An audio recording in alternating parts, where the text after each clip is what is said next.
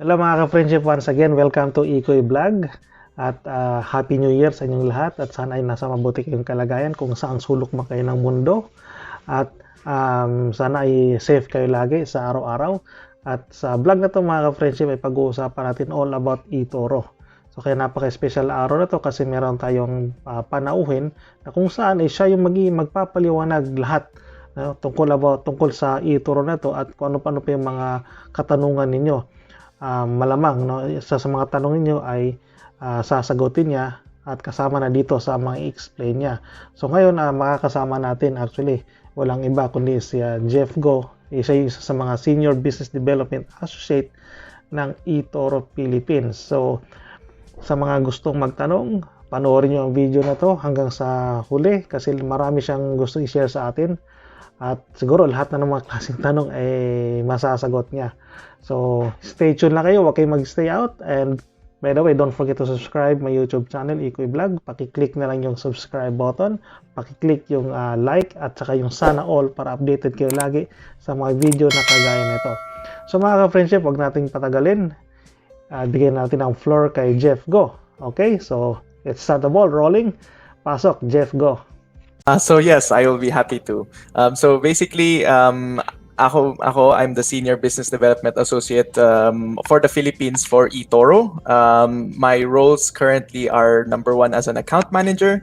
So I think kung meron kayong mga eToro accounts, I probably have sent you an emails. I've probably had calls with you with some of you from before. Another one also is I also handle mostly the day-to-day operations ng eToro for the Philippines. So for example, funding, withdrawals, verification, stuff like this. So while hindi ako mismo yung nagpapadala ng pera for withdrawals, essentially it goes through me pag may any issues or anything like that. Aside from this, I'm also responsible for also growing the brand at eToro. So for example, yung mga ads na nakikita nyo sa YouTube, I work with our marketing team to have them launched, yung mga sa Facebook page, stuff like this. So quite a lot, but essentially anything that may mga questions kayo about anything relating with eToro in the Philippines, so it generally goes through me. Okay. So again, as I mentioned, it's going to be mostly an introduction sa eToro. Ano ba talaga yung eToro? What are our values as a company? And also some things na pwede nyong gawin sa eToro mismo. So let me just get started. So whenever I make a presentation about eToro, nagsisimula ako parati sa vision namin as a company. This is something that all of us have to memorize. So part of our initiation kapag bago ka sa eToro, bagong sali ka sa eToro, is to really drill into your head yung vision natin. So it's essentially opening the global markets for everyone to trade and invest in a simple and transparent way. So kung hindi mo siya ma-memorize, di mo kailangan i-memorize, just 3 things lang ang kailangan mo matandaan dito. Number 1 is keywords natin is everyone. So we want to make it accessible for everybody.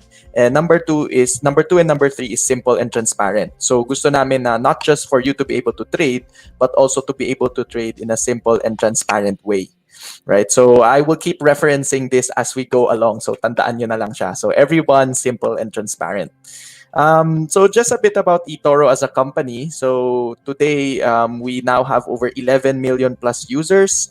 We have users from over 140 countries, Philippines one of them. We've executed 450 million trades already for our clients, and we have over 700 employees. So right now I'm in Hong Kong. Our Hong Kong office is a bit smaller, mostly for Southeast Asia. And then yung bigger office natin for Asia is in Shanghai. And then we have other offices as well. And we have raised over 162 million in capital. So this one is not from the clients. This one is from outside investors, which we'll get to in a little bit. But just to give you guys an idea. So eToro has been around, by the way, since 2007. It's all in our website. Pwede nyo siyang silipin after this as well. So here, as I mentioned, meron tayong a lot of offices na. So the most recent one is this one from the US, as well as in South Africa. So yung US natin, I believe, was about last year lang siya ni-launch. So before kasi we didn't used to accept US clients. Now we do accept US clients. And as we mentioned, I'm part of the China Asia team. We also have one in Australia, UK, Europe, and also Ukraine, and also these other countries. So also just to give everybody a bit of an idea, kasi in terms of brokerage or brokers, medyo may bad rep tayo sometimes. So kumbaga maraming questions about scam ba yung eToro or scam ba itong broker na to, something like this. So for eToro, we're regulated in 3 different countries. We're regulated by SISEC in Cyprus, FCA in the UK, and ASIC in Australia. So in terms of our investors, yung 162 million na pinakita ko sa inyo kanina lang, so ito yung investors natin. Number 1 is Ping An. So kung familiar kayo kay Ping An, si Ping An yung world's largest insurance company. So it beats out Allianz and also AXA, as well as those other insurance companies. So this is a Chinese insurance company. Commerce Ventures yung venture capital arm siya ng Commerce Bank. So Commerce Bank is a major German bank. So similar, I guess, to BDO, Metrobank, parang ganon in Germany. So may venture capital arm sila. The green one over here is Sberbank. So this is a Russian bank naman. We also have Spark Capital. So Spark Capital, another venture capital firm. BRM Group naman is a private equity firm naman. So there's more aside from this, but these are one of our biggest investors. Just to give everybody a bit of a picture of who are the companies backing eToro ba. Parang ganun. So what comes with this obviously is due diligence as well. So for example, Ping An, the world's largest insurance company, wouldn't just pour money sa eToro kung mawawala rin kami in a few years. Also, before we get started, just to show you guys a bit of fun thing. So again, eToro has been around since 2007. So we're on our 13th year now. So itong 10-year challenge na to, this was a few months back na uso yung 10-year challenge. Ito yung open book natin. So ito itsura niya dati. So for example, you have this user sold this currency pair at this price. You can also see everybody's portfolios, follow somebody, copy somebody. Same as now. So since 10 years ago pa lang, ganun na rin talaga yung ginagawa natin. Pero may kita mo yung difference talaga in how it looks like from before and what it is now. So malaking improvement actually siya. I think 2010 wala pa nga tayong app at that time. I think very few pa lang yung mga may apps nun eh. Halos kakalabas pa lang yata ng iPhone nun. So yes, this is what eToro looks like now. You can try it out in your virtual account as well. Just scan the QR code or just open the link in this page. So, ano ba talaga ang pwede mong gawin sa eToro, right? Number 1 is obviously manual trading. So kung interested ka, the first thing that you should just remember in terms of manual trading is, for example, I'm sure halos lahat sa atin, or I'm sure if you're watching this, then obviously meron kang smartphone, meron kang computer, and these smartphones, these computers na ginagamit mo, they're made by majority big companies.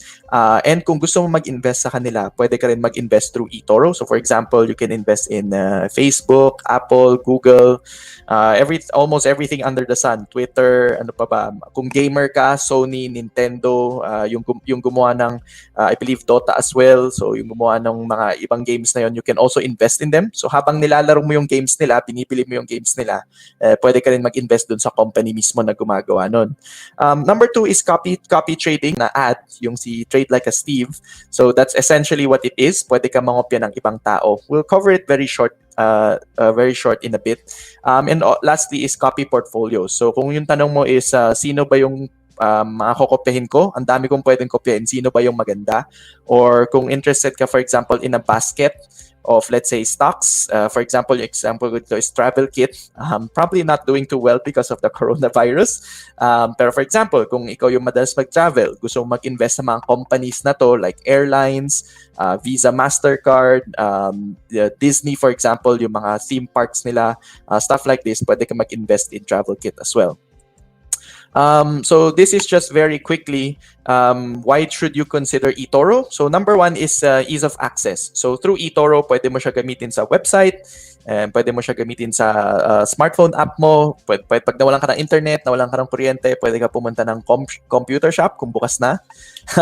You can invest in a wide asset range as well. So like what Fitz mentioned, so pwede ka mag-invest in stocks, forex, commodities like oil and gold, ETFs, indices like S&P 500, Dow Jones, yung mga ganito, and even cryptocurrencies as well like Bitcoin, Ethereum.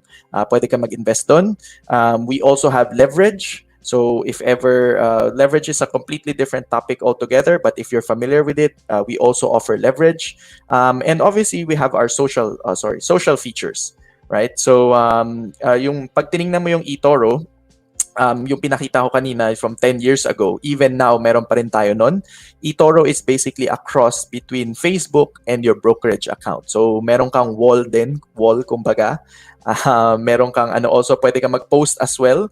So, kumbaga, kung nasa wall mo, instead of mga pictures of your relatives, pictures of your friends, pictures of cats, for example, yung nakikita mo doon is pictures of trades. Or pwede ka rin magtanong, right? So normally sa Facebook, pwede ka magtanong, plano ko bumili ng, I don't know, refrigerator, anong okay kaya na brand? Or sa eToro, pwede mo naman ilagay is, gusto ko mag-invest, ano kaya okay i-invest ngayon? Something like this, right? Competitive costs as well. So our withdrawal fees are very cheap, just $5. We'll cover it later as well. We also accept local deposits. So pwede ka mag-deposit gamit Philippine peso. It will automatically be converted into USD. And also we do listen. So as I mentioned, I'm an account manager. Our fees have been continually been lowered. We also offer constant updates. So from like 10 years ago, maraming mga updates ang nangyari to get to where we are now as well. What we don't offer though is, again, very transparent kami. Again, simple and transparent way. What we don't offer is option trading.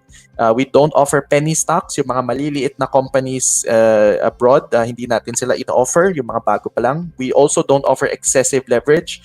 May leverage tayo pero hindi yung kumbaga sobra na. We don't also offer API connections and algo trading as well. So, as I mentioned, very short lang naman na intro to into eToro. I just want to introduce as well copy trading. Ano pa talaga yung copy trading? So, essentially, pag nag-login ka, so that's why I suggest, Fitz and I also suggest na gumawa tayo ng virtual account. It's free. May 100,000 ka na demo account. Kung hindi mo nagustuhan, then wala naman mawawala. Kung nagustuhan mo, then you can deposit anytime you like.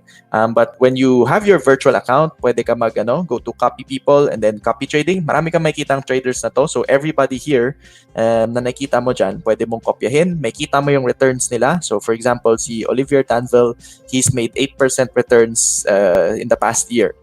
Yung risk score niya or yung risk niya is also very low. Versus, for example, si Joffrey 2006, 32% yung return niya in the past year, pero mas mataas yung risk niya, 6 compared to 2. So marami yan. You have people with 4, 3 risk. So you can look for your own. So essentially what it is, number one is same as the Steve and Dave ad na nakita ninyo kanina. Sa copy trading, pwede ka mangopya ng isang trader, and then whenever he makes a trade, you make the exact same trade. So for example, let's say kinopya mo ko, right? Hindi mo ako makopya kasi employee ako ng eToro, conflict of interest, but let's say you could copy me.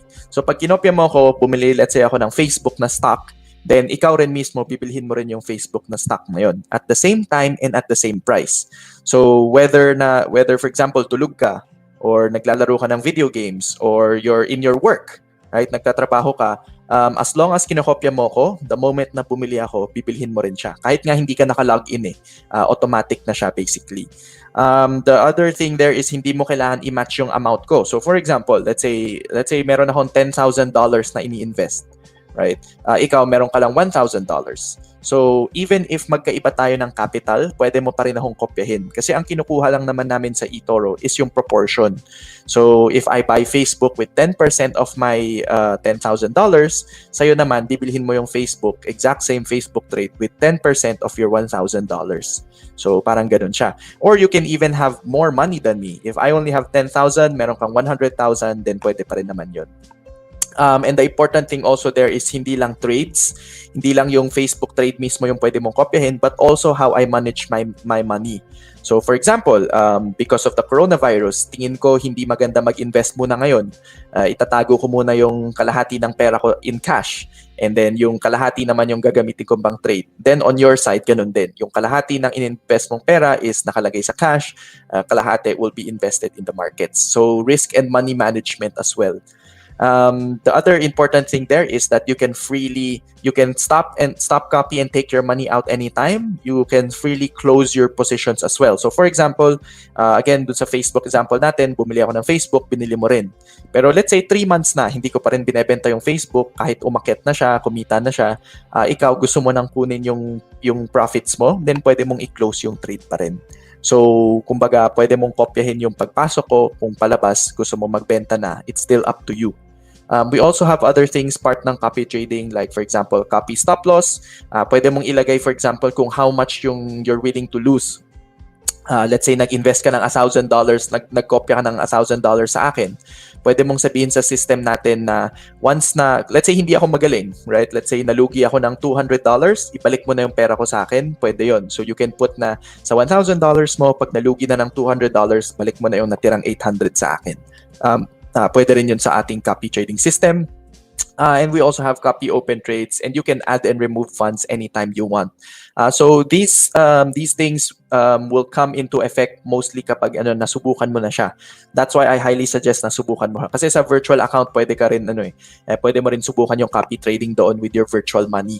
So if you ever have questions there, feel free to send me an email or send our team an email as well. So this is just an example. So this one I took from a few weeks ago. Finilter ko to by Philippines. May marami tayong filters dito, kaya 75 lang lumabas, but there should be more. But there, yeah. So ito mga Pilipino to. And then you'll see na makita mo yung return nila, yung risk nila, and then you can pick from any of them as well. So something for you to check out. The question there, since mabilis-bilis lang naman to, is how much does it actually cost, right? Kung kumikita ako ng 20%, 20% din kinita mo nga, pero malaki naman yung commissions na kinukuha ni eToro or kinukuha ko, then wala rin siyang silbi, right? So the important thing there is that, and the best thing there is that copy trading is free. So, yung service mismo ng pagkopya mo sa akin, libre siya. What that means is, kahit kinokopya mo ko, wala akong kinukuha sa sa profits mo. So, let's say kumita. So, pinakita natin kanina is this one. So, for example, si Lloyd Bazaar, 7.29% yung return niya. Kung kinopya mo siya last year, this year 7.29% return mo, yung 7.29 na yan, sa'yo na yan. So, wala siyang kinukuha dyan. The reason for this is because eToro nagbabayad sa popular investors na to. So nanggagaling sa bulsa namin yung binabayad natin sa mga pwede mong kopyahin. Yung main question there is, again, we're very transparent. Saan ba talaga, kumbaga, kung nanggagaling kay eToro yan, paano ba kumikita si eToro, right? So firstly, eToro makes money on spreads. What that means is, kapag bumili ka ng Facebook sa eToro, meron tayong maliit na patong doon sa selling price. Kumbaga, you can think of it as, for example, buy and sell. Pag sinearch mo yung Facebook price sa Google, let's say, kahit i-type mo lang sa Google, Facebook stock price, tapos kinompare mo siya sa stock price ng eToro, makikita mo almost always mas mataas yung sa eToro. Kasi nga may patong tayo doon. Doon kumikita si eToro. And not just eToro, but also almost all brokerages make money through this way. Spreads yung tawag doon. Now you can imagine is kapag let's say meron kang trader na kinokopya with, let's say, may 10,000 other people na nakopya sa kanya, the moment na nag-trade siya, si eToro, automatic yung 10,000 na tao doon na nakopya, automatic na magte-trade din and may kinikita tayo doon. So that's how eToro makes money. We're very transparent about this. And dito rin nanggagaling yung pinambabayad natin sa mga popular investors or yung mga tao na pwede mong kopyahin. Parang ganun. So I've been talking about Popular Investor Program since a while ago. What this program means basically is kung ikaw mismo magaling ka mag-trade or may skill ka sa pagtitrade, alam mong ginagawa mo, let's say may 10 plus years of experience ka na in trading, pwede ka rin pumunta sa eToro at sumali ka ng Popular Investor Program natin para kopyahin ka ng ibang tao. Right? So, meron tayong 4 levels right now. So, it's Cadet, the lowest level. Rising Star, yellow. Champion is the 3rd level, which is red. Elite is green. So, pag nakita mo sa profile ng mga tao, meron siyang star dito. Yun yung ibig sabihin part siya ng Popular Investor Program. At yung iba, binabayaran natin sila. This is very nice. You will see the synergies here. Kasi, for example, makikita mo dito, this something I want to highlight is minimum time in level. So ang ibig sabihin nito is kung ikaw sumali ka ng eToro at sumali ka ng Popular Investor Program, tingin mo may skills ka in investing, tingin mo alam mo ginagawa mo sa markets, matagal ka na, may experience ka na, gusto mong kopyahin ka ng ibang tao para kumita ka ng extra, pwede ka nga sumali.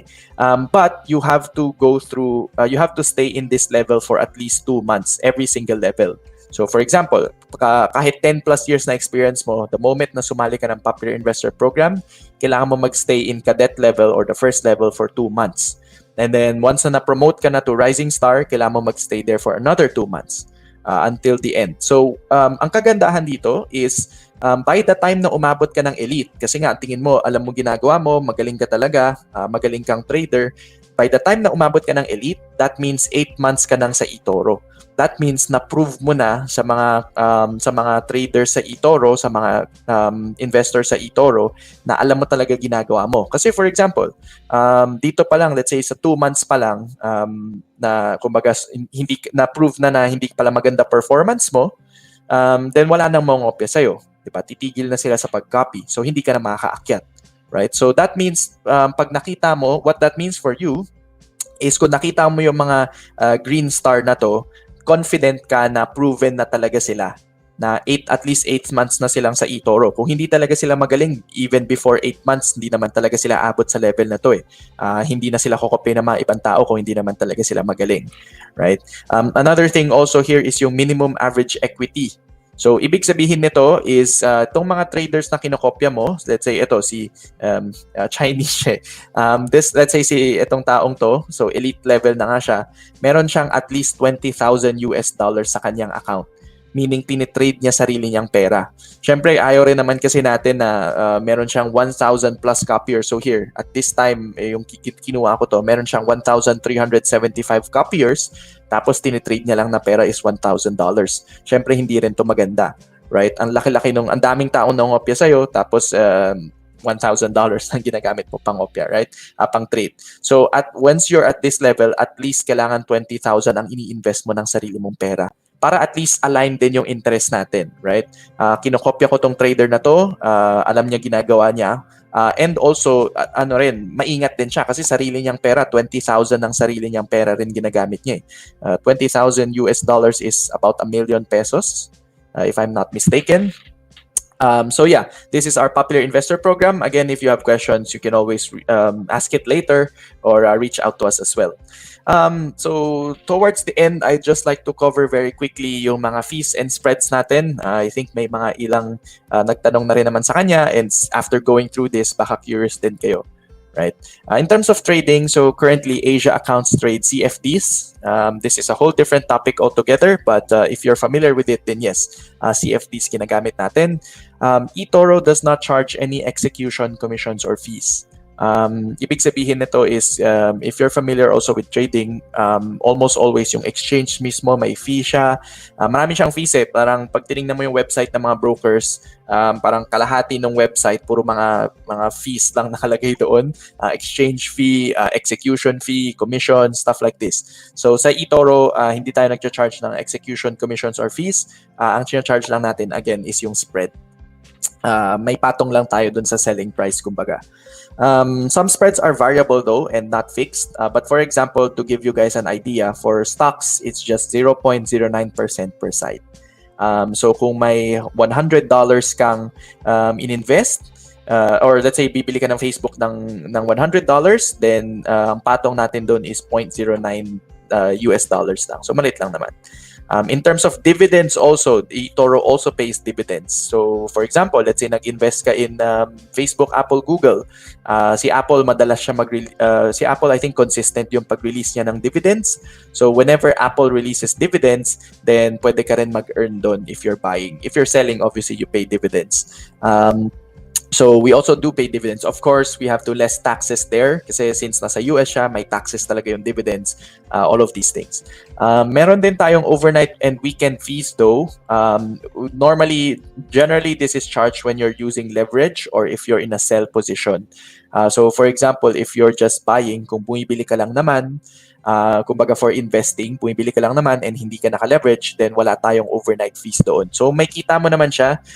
I don't think I have a screenshot here, pero pwede mo siyang, again, this is why it's important na silipin nyo yung virtual account. May kita mo whenever, before you buy anything, let's say mag-invest ka sa Facebook, before mo siya bilhin, dun sa bandang baba, may nakalagay dun kung how much yung overnight fees, kung meron man. Fees are charged if you hold that position past the trading day. So again, I would recommend that you check the fees before opening the exact trade. So yeah, also yung overnight fees is deducted from your account balance. It might not be too important now. What I would suggest is for you always to check out the market hours and fees as well. Kasi for example, US markets right now, kasi if you trade or if you invest in the local PSE, nagbubukas tayo, I believe it's 8 or 9 a.m. Right now, hindi ko na sure kung anong oras yung nagko-close kasi pinalitan na yata. I think 3 p.m. na lang yata shortened hours. But for example, for the US, it's from 9:30 a.m. up to 9:30 p.m. oras natin in the Philippines, 9:30 p.m. to 4 a.m. the next day. So, kumbaga tulog ka na that time, tsaka lang nagbubukas yung US markets. So, this is always important for you to check out. European markets, for example, 3 p.m. siya nagbubukas to 11 p.m. oras natin. So, you always have to be careful with those. So, those are for fees and spreads. I've seen some questions about deposits. We will cover it as well. So in terms of account verification, as a regulated entity, so again, as I mentioned, regulated tayo by SISEC in Cyprus, FCA in the UK, ASIC in Australia. As required by regulators, kailangan natin mag-verify ng accounts natin. So obviously, since tumatanggap kami ng pera nyo as clients, we have to also follow our KYC and anti-money laundering or AMLA rules as well. So syempre, kailangan din namin alamin kung saan nanggagaling yung pera ninyo. So that's why account verification is important. Normal process takes 1 to 3 working days. But for now, since marami kaming mga clients, we're verifying only funded accounts. But for example, for you as a user, kung virtual account lang naman ang gagamitin mo, even if hindi ka pa verified, pwede mo siyang gamitin. Wala naman limits.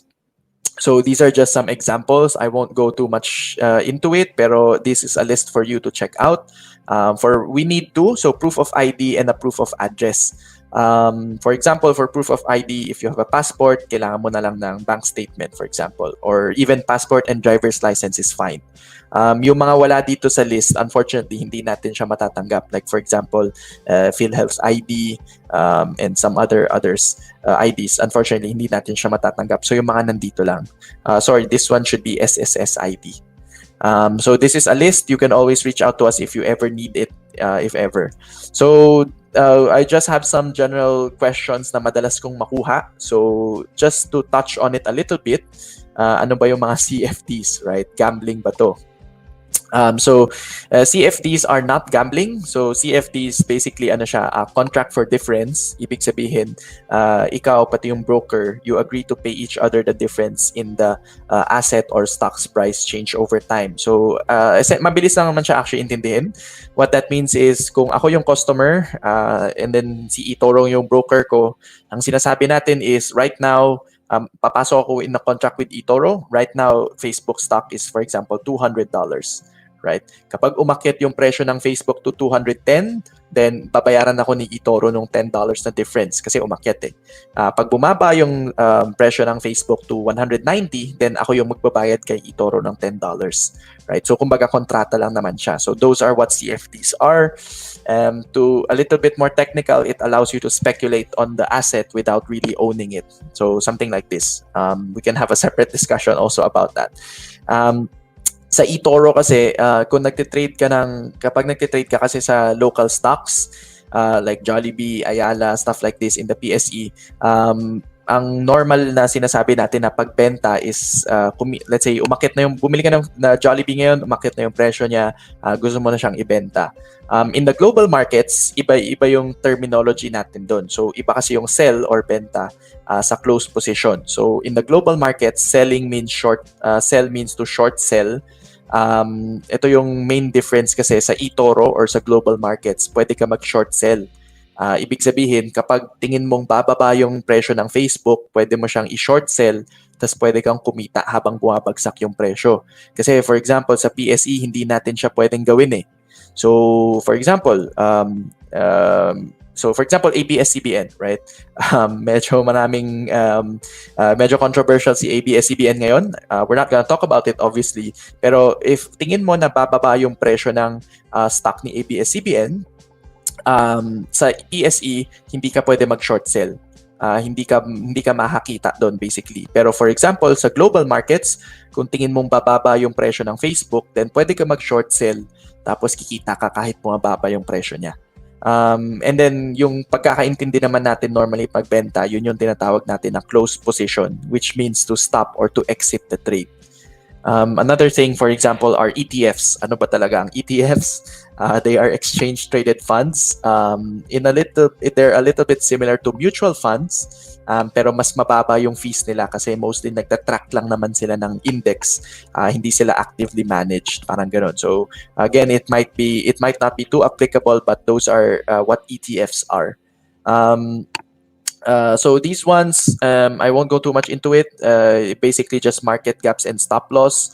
Ang pinaka-importante lang is that it is execution guarantee and not price guarantee.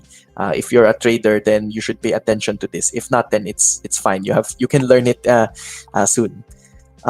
So here, last 2 slides na lang ako in terms of depositing and withdrawing. So number 1, ano ba yung minimum natin? I think si Louie nagtanong, right? Ano ba yung minimum to deposit? Number 1 is for the Philippines, it's just $200 or roughly 10,000. This was way back, yung medyo malakas pa yung konti yung peso natin. Medyo mahina yung USD at that time. I think this one should be 10,400 something na ngayon. Pero essentially, it's $200. Right? Can I deposit in my local currency? Yes. So your local currency will be converted to USD. So kung peso yung gamit mo, i-convert lang natin siya into US dollars. Hindi si eToro yung nagko-convert. Kung ano yung ginamit nyo pang bayad, sila yung magko-convert ng pera mo. So what can I use to deposit? So local online banking, firstly, through DragonPay. So ito right now yung pinakasikat na method natin, pinakamadalas gamitin ng mga Pilipino is local online banking. So for example, kung meron kang BDO online, BPI online, Metrobank, Union Bank, and others like RCBC, Land Bank, Maybank as well, tinatanggap din natin sila. So, kung may online banking ka, pwede mo siyang gamitin. Dadaan ka nga lang kay DragonPay. Also, Visa or MasterCard credit debit card. So, yung ginagamit mo pang ATM, as long as Visa or MasterCard siya, pwede mo rin siyang gamitin. Even GCash MasterCard, kung may GCash ka tapos meron ka nung prepaid card niya, MasterCard yun pwede mo siyang gamitin. Visa naman kung may Paymaya ka. So 'di ba si Paymaya meron kang virtual card doon sa app pa lang ni Paymaya may virtual card ka doon. So normally Visa or MasterCard yun, pwede mo rin yun gamitin pang deposit. Kung meron kang PayPal, Skrill, NetTeller, pwede rin. And lastly, wire transfer. So kung yung traditional na wire transfer, pupunta ka sa bangko, tapos mag-wire ka to eToro, pwede rin naman yun. Can I use over-the-counter deposits? So, unfortunately, hindi natin siya tinatanggap. So, hindi ka pwedeng pumunta lang ng teller mo tapos sabihin mo magpapadala ka ng pera kay eToro. Hindi siya gagana kasi kailangan mo dumaan sa online channels. Essentially, ang ibig sabihin kasi niyan is pag let's say pumunta ka ng teller mo, nag-deposit ka, hindi namin ni eToro malalaman kung kanino ba talaga nanggaling tong pera na to. Right? Kaya kailangan mo dumaan sa online channels natin para alam namin kung ginamit mo yung Visa, Mastercard mo, alam namin na nanggaling talaga siya sa sarili mong account. Something like this. Is depositing safe and secure? Yes. So even if online siya, Visa or Mastercard or local online banking, safe and secure siya kasi lahat ng mga transactions natin are communicated using SSL technology. If you're into IT, you should know about this basically. Pero it's secure socket layer. Can I deposit using someone else's account? So hindi tayo tumatanggap ng third-party payments. Meaning, let's say kulang ng balance yung account ko ngayon. pwede bang gamitin yung account ni Mrs. para mag-deposit sa eToro account ko? So, bawal yun. Hindi tayo tumatanggap ng deposits other than from your own bank account. Again, because of AMLA considerations din to eh. Siyempre, hindi siya mag-flag siya as AMLA kung bakit nanggagaling kay John yung pera na tinitrade ko sa eToro account ko, right? How long before before the deposit reflects in my account? Normally, kung online method, kaya rin natin sinasabi mas maganda online method is instant naman siya. So normally it takes around 4 to 7 days lang. Kapag online it's instant. If wire transfer ang ginamit mo, so traditional bank to bank, it takes 4 to 7 days. So yeah, I would normally recommend, and almost everybody uses online banking as well para diretso siya. So that's for depositing. For withdrawal naman, right? So number one thing is obviously nag-deposit na ako, nag-trade na ako, nag-copy trading na ako, kumita na ako. Paano ba mag-withdraw, right? The withdrawal fee is just $5. So before it used to be 25, so medyo malaki siya before, but now it's down 80% to just $5. So fixed fee to. What that means is kung nagwi-withdraw ka, whether nagwi-withdraw ka ng $50, $100, $10,000, $100,000, $5 withdrawal fee lang ang kinukuha namin sa eToro. Right? So let's say you're withdrawing $1,000, babawasan natin to ng $5, ang ipapadala natin sa inyo is $995 US dollars. Where do you send withdrawals? By default, ang ginagawa natin is kung anong ginamit mo pang deposit, doon natin pinapadala lang ulit yung withdrawal mo. For example, if you use a credit debit card to deposit, pag nag-withdraw ka, ipapadala lang din natin sa credit and debit card. For example, if you use online banking, then doon lang din natin sa online banking ipabalik. Normally, when will you receive your funds? It actually depends on your withdrawal method. That's why karamihan ng kliyente natin in the Philippines, local online banking ginagamit nila. Kasi sa local online banking, mas mabilis siya. It takes about 2 to 3 days lang before, so let's say today ka nag-withdraw, 2 to 3 working days after, matatanggap mo na kagad kung local online banking. Kung credit debit card kasi minsan mas mabagal siya, sometimes kailangan pahintayin yung yung statement date mo. So sometimes 1 month, sometimes 2 weeks, stuff like this. So normally what I would recommend is local online banking kung meron ka. How will I know if my money has been sent? So pwede mo tong i-check real time. Kapag nag-login ka sa portfolio mo, may setting siya doon. You just go to your portfolio history and then cash flows. May kita mo kung under processing ba, pinadala na ba siya, or may approval pa ba, something like this. May kita mo naman siya. Is there a minimum amount for withdrawal? Yes, it's $30.